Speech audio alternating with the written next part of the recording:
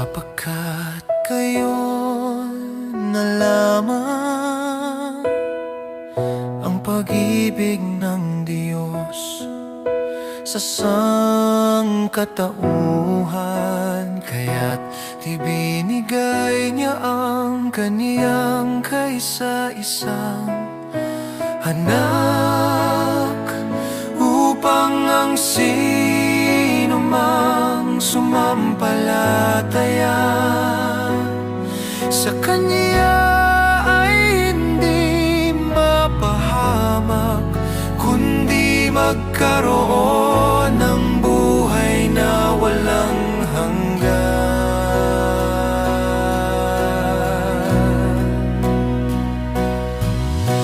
Sapagkat gayon na lamang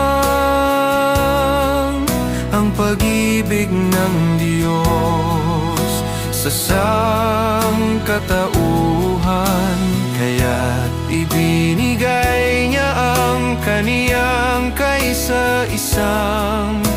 anak,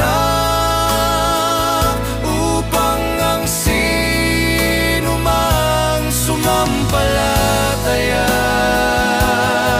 sa Kanya ay hindi mapahamak, kundi magkaroon ng buhay na walang hanggan.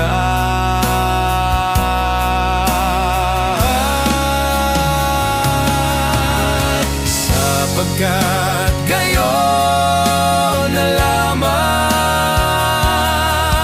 ang pag-ibig ng Diyos sa